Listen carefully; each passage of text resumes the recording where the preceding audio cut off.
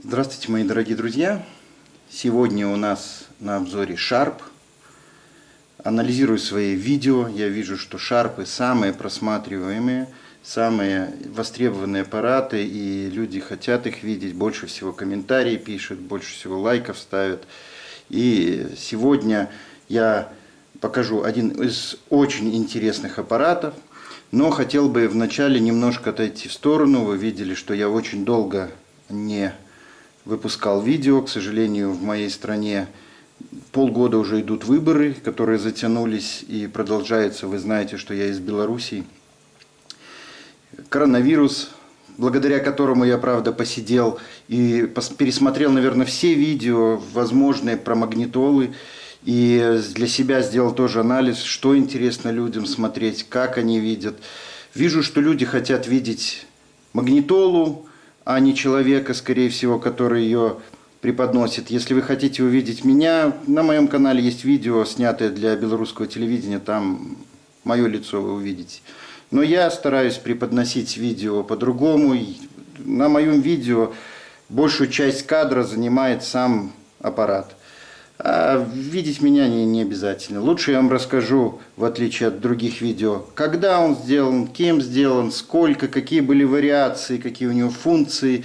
Очень подробно расскажу про его года выпуска, сколько он стоил. Я думаю, вам это будет намного интереснее, чем просто смотреть какое-то шоу. И хочу сегодня представить, это Sharp QT90, один из самых популярных шарпов, один из самых выпускаемых шарпом аппаратов. Он выпускался достаточно долго, и эта версия потом еще модернизировалась. QT90 непосредственно это версия Z для Азии. Вообще он выпускался и под другими модификациями, как QT88 для японского рынка. Еще был такой QT-P8 для японского рынка, это вариация со специальными входами. QT89 для европейского рынка. А когда я готовился к сюжету, я просто не мог даже проанализировать всю информацию, потому что ее столько много про этот аппарат, и столько вариаций его было, выпускалось его вариаций, что очень трудно даже понять, для чего это делалось, потому что помимо того, что были вариации по функционалу разновидности, по вариации, которые выпускались для разных стран, цвету, для чего-то они делали для каждой страны еще по несколько вариаций. Потому сейчас я более подробно расскажу. Год начала производства этого аппарата где-то примерно 83-й. Цена его была примерно $250. Отметьте, он такой средний, будем говорить, среднеразмерник, как его называют. Он не большой, не маленький. Вот, чтобы было вам, может быть, более понятнее, вот вам кассету поставлю. Она где-то, стандартная коробка от кассеты, где-то 10,5 сантиметров. Вот можете посмотреть, смотрите, какие небольшие динамики. Совершенно в нем, вот если вы посмотрите на заднем плане, тут стоит Sharp 575, который был топовым аппаратом где-то в 1982 году, его сменил потом Sharp 700, и вы видите его размер, он достаточно небольшой, но не самый маленький, были еще меньше в серии QT, допустим QT77, к примеру, они были другого форм-фактора. Аппарат, как я говорил, уже стоил примерно $250, то есть средняя такая цена была. Весил 5 килограмм 400 грамм. Если кому-то интересно размеры, точные у него 589 на 157 на 170 миллиметров. И динамики в нем были всего лишь 10 сантиметров. Небольшие совершенно, наверное, самые маленькие. И твиттеры были в аппарате пьезо. Также, что интересно, выпускался вот конкретно эта версия Z, версия для Азии. Это, то есть он называется QT90ZG, то есть Gold, цвет Gold. Без буквы просто 90 это было для Америки версия, с буквой 90E это было для Великобритании. Для Европы он назывался полностью по-другому, он назывался QT90, QT89. И он отличался тем, что у него обязательно было Dolby, не было эквалайзера. Почему QT90 именно не выпускали для Европы, трудно сказать. Также была такая версия, выпускалась как QT88MK2 на японском рынке, которая была без индикатора светового. Почему так, тоже непонятно. То есть вариаций столько много.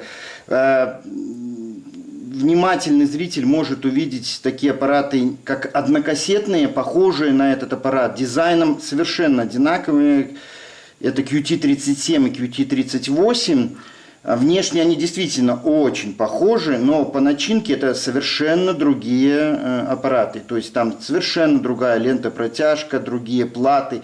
Единственное, наверное, что в этом аппарате их роднит в производстве, это акустика. Насколько я вижу, там акустика точно такая же, как здесь. Акустика, кстати, съемная, я вам покажу, как она снимается. Аппарат был настолько популярный, что выпускались версии и другими производителями. Допустим, Sharp выпускал под другими марками. Даже для Mitsubishi под маркой Diaton выпускался этот аппарат с маркировкой TX72W. Что интересно, я когда стал искать какие-то клоны, я обнаружил аппараты там и другие, под другими торговыми марками. Вот, допустим, Beltex. Вот я не знаю, что это за производитель. Когда присмотрелся внимательно, я думал сначала, что это просто китайский клон. Нет, если посмотреть внимательно, это серийный аппарат, видимо, сделан на заводе Sharp, просто под другим торговым знаком. Кто-то заказывал для себя. Касательно цвета, QT90 бывает самый популярный, это золотой цвет, как у нас сейчас на тесте. Кстати, почему так интересно сделать? Потому что, допустим, его старший брат GF700 или GF800, все мечтают увидеть его в золотом цвете, это очень редко. Почему сделали QT90 в основном золотым? Вот для Азии даже загадкой. То ли маленький аппарат в золотом цвете, как азиаты любят. Но он встречающий. Да, кстати, версия золота означает в маркировке буквочку Г в конце, то есть Gold. Версия еще очень интересная, есть красного цвета с маркировочкой R, то есть Red. А также есть серый. Для японского рынка был и черный, и даже голубой, белый, и рубиновый. То есть вариаций было очень много, как моделей, так и цветов. Я уже говорил, что этот аппарат вышел одновременно со своим старшим братом Sharp GF700, примерно в 1982-1983 году, и выпускался несколько лет. Если сравнить его по функционалу с Sharp 700, то это почти одинаковые, идентичные аппараты. При том, что лента-протяжка, вот некоторые считают, что эта лента-протяжка здесь стоит от 700 или 800 шарпа. Нет, эта лента-протяжка универсальная, очень, кстати, надежная. Она очень много использовалась, как я понял, на аппаратах компании Matsushita, это National, Panasonic и других аппаратах эта лента-протяжка. Очень удачная, очень качественная. Скажу, что в принципе аппарат очень надежный, очень функциональный. В нем много есть функций, я покажу попозже. И этот экземпляр непосредственно у меня изготовлен в 1985 году. И в 1985 году, это уже последний был год, его уже сменяет его последователь, это QT94 или 95 для японского рынка он назывался. Он был в похожем дизайне, тоже такой кричащий, яркий. Но это был уже совершенно другой аппарат, в нем уже был реверс, и это уже другая эпоха, будем говорить. По мне, так вот этот намного интереснее, он классика такая. Что интересно, позже, в конце 90-х, Sharp выпустил магнитолу под точно таким же индексом, QT90, но с с буквенным индексом W. Это было жалкое вообще подобие и не имело никаких сходств со своим прародителем из 1983 года. И не путайте, можно по объявлению спутать, потому что название у них QT90 один в один. Почему у Sharp, может, цифры закончились или не хотели возродить эту версию QT? Ну, могли бы назвать там 91, ну, и было бы нормально. Зачем было называть так, я даже так и не понимаю. Кстати, по моему личному мнению, среди всех магнитол с 10-сантиметровыми динамиками от Sharp, это звучит лучше всех. Секрет, по моему мнению, заключается именно в том, что акустика здесь съемная и полностью изолирована от корпуса самой магнитолы. То есть она полностью закрытого типа. Я сейчас покажу вам, как она снимается. Никогда не показывал, вот решил сейчас показать. Снимаем разъем, и динамик полностью снимается. Кстати, она очень красиво новая выглядит с белыми динамиками, но вот такая проблема у всех шарповских белых динамик, какие-то пятнышки потом проступают. Люди некоторые красят черный цвет, вопросы сразу это решают, но вид это, конечно, теряет. Потому что, ну, с другой стороны, они за это время уже не белые, не совершенно белыми, их надо сделать только если покрасить. То есть посмотрите, как сделан динамик. Он совершенно отдельное устройство. Провод здесь лишний весь накручивается. Фиксируется он вот таким вот фиксатором. Можно, видите, повесить даже на стенку под гвоздик здесь. И дальше... То есть вы акустику можете расставить отдельно, кроме того, что благодаря этому она очень классно звучит. Ее можно расставить, сделать такой достаточно качественный стереоэффект. Сейчас мы ее попробуем назад защелкнуть. Вот она защелкнулась. В разъем включаем. Здесь 3,5 дюйма разъемчик, как на наушниках современных. И все очень просто подсоединяется. Теперь расскажу по его функциях. Его стандартные функции, в принципе, топовых аппаратов, в принципе, от 700-го Sharp, своего старшего собрата, он отличается только тем, что настолько, насколько я помню, там есть 5 пауз, можно искать по 5 паузам композиции. В этом же аппарате можно по одной только композиции искать, то есть на одну песню назад или на одну песню вперед. Единственное, что мне не нравится в этом аппарате, не нравится ползунок громкости. Он настолько вот неглубоко выступает, и чтобы им пользоваться, надо или так двигать, или так. Из-за этого в этих аппаратах, если вы их будете рассматривать, вот здесь просто от того, что человек ногтем вот так двигает, вот так, или потом вот так, прямо выемка, вот здесь вот в этом промежутке выемка есть. Знаете, как автомобиль по рулю, можно посмотреть его пробег, так здесь можно посмотреть пробег Sharp. Но экземпляров без вот этого их я не видел. Может быть, только совершенно новые, если где-то сохранились за сумасшедшие деньги.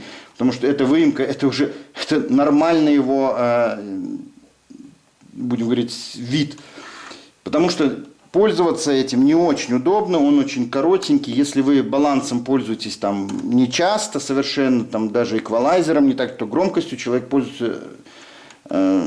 пользуется постоянно. Но так как он очень уменьшен в размерах, как вы видите, и все органы управления надо было как-то разместить, я так понимаю, у них здесь физически не вышло резистор и громкость сделать, допустим, крутящийся, вот как у Sharp 700. Кстати, он единственный был с таким в то время резистором. Потому размещены таким образом. Хочу сразу заметить, что, конечно, он двухкассетный, у него есть синхростарт. Не у всех магнитол двухкассетных было для того, чтобы было удобно пользоваться. У него софт-тач управление. Если мы сейчас включим.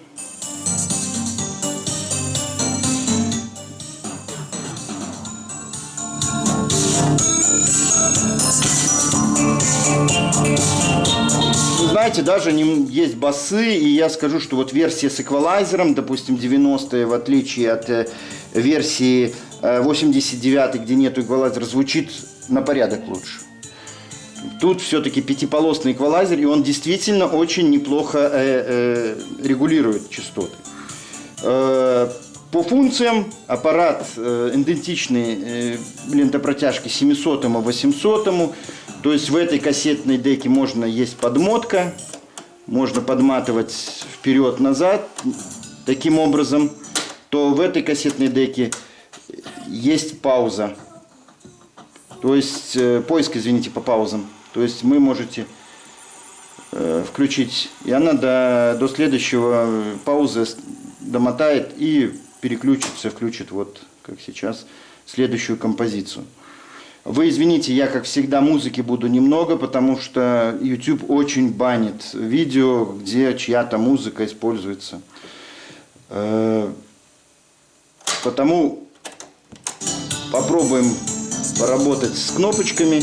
Они очень мягенько нажимаются, прекрасное вообще управление, ну, на пятерочку. Также, что интересно, это один из последних аппаратов, который включает play с выключенной сетью.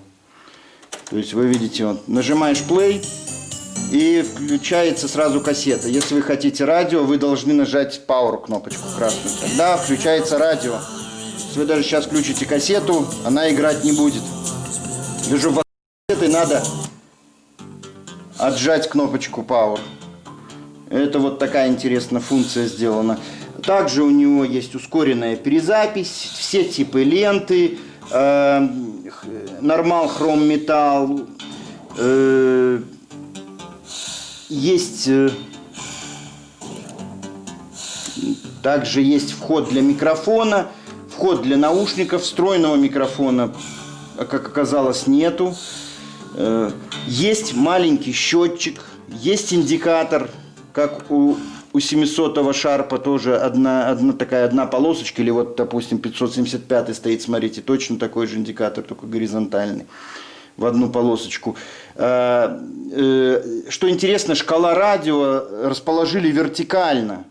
И сейчас я вам покажу немножечко. То есть полосочка идет сверху вниз, снизу вверх, видите, да? Складские и многофункциональные. Кажется, не знаю, видно вам, не видно. Мебель, которая делает дом таким, что в него хочется... Как все шарпы, у него превосходнейший тюнер.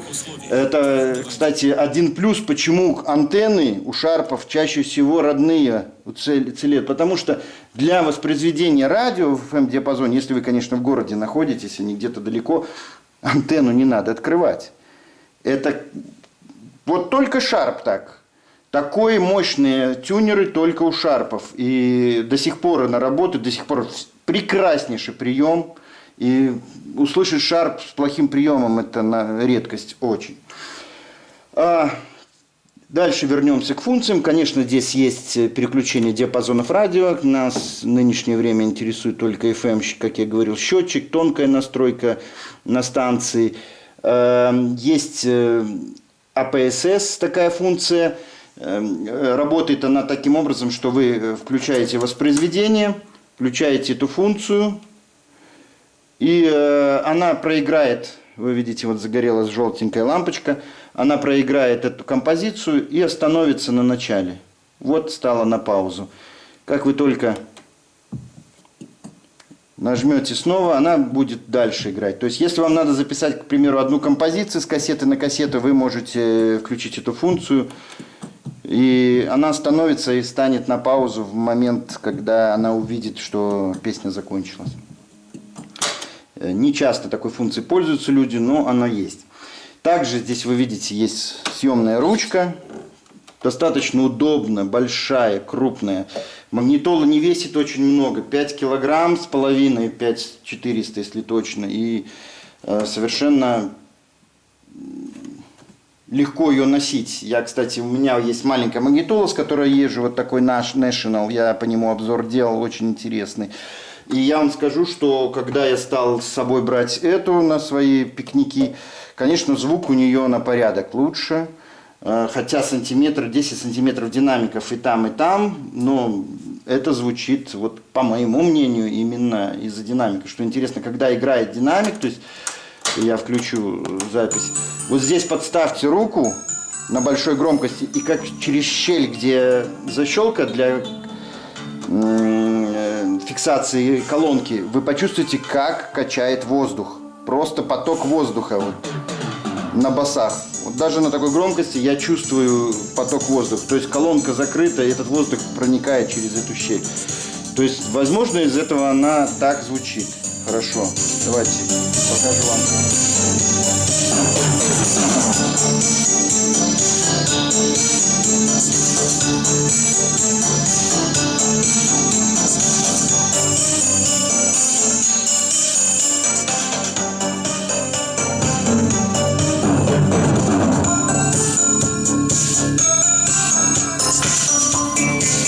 Конечно, частотные характеристики наверняка не сильно передаются через микрофон, но, поверьте, эквалайзер очень эффектно изменяет их. Также он достаточно мощный, вполне хорошо и играет на открытых пространствах.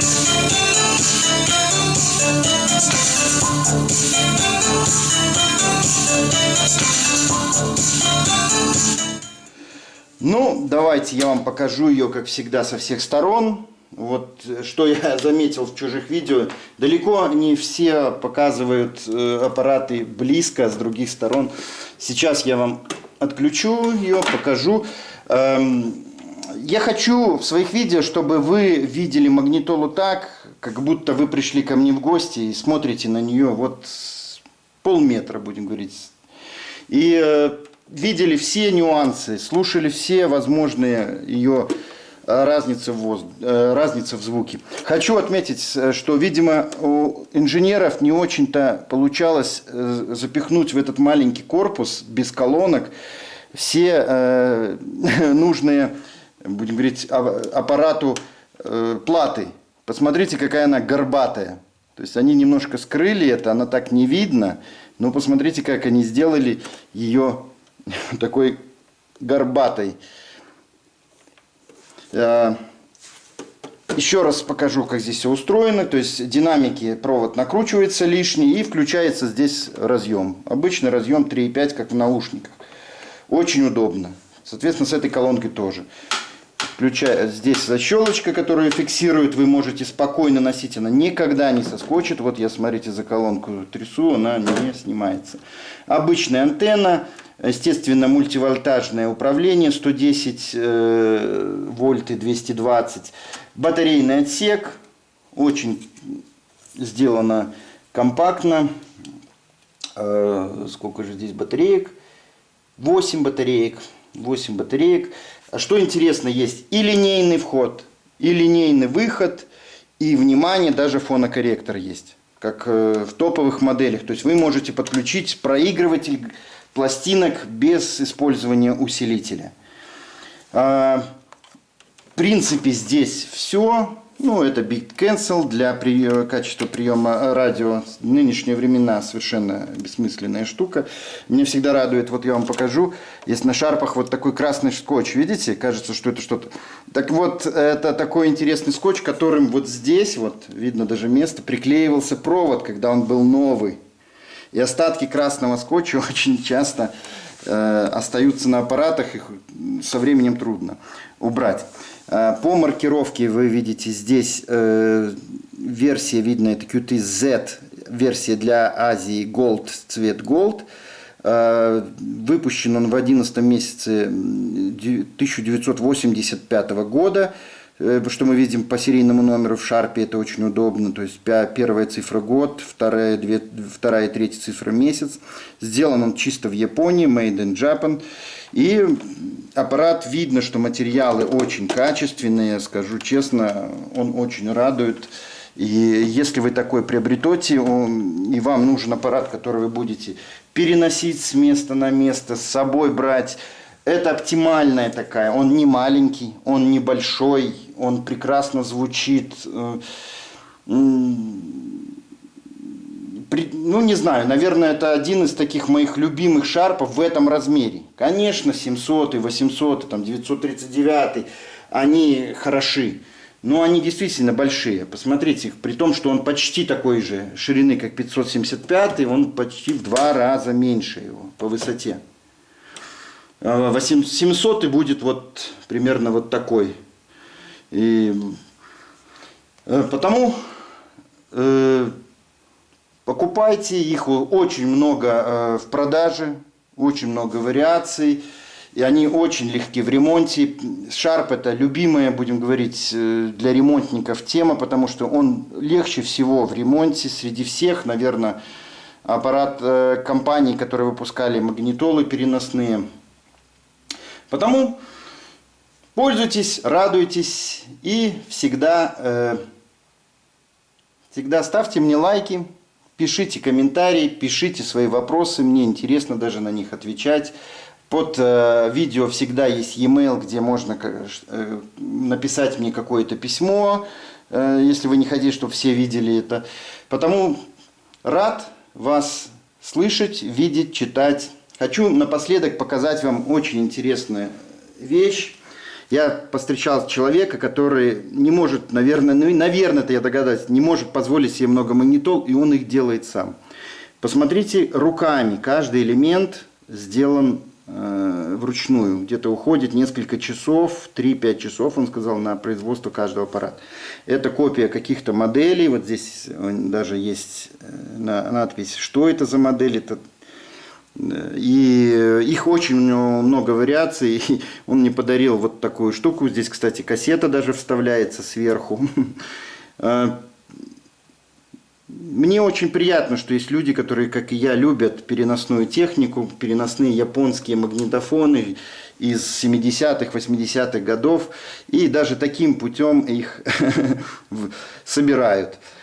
Спасибо, подписывайтесь обязательно, меня это очень поддерживает мой канал, ваши подписки, ставьте лайк, и я буду очень вам признателен за это, потому что, к сожалению, это все делается бесплатно, и для меня даже один ваш лайк – это огромный плюс. Я вижу, что людям нравится, и мне хочется делать еще такие видео. Спасибо, до свидания, друзья.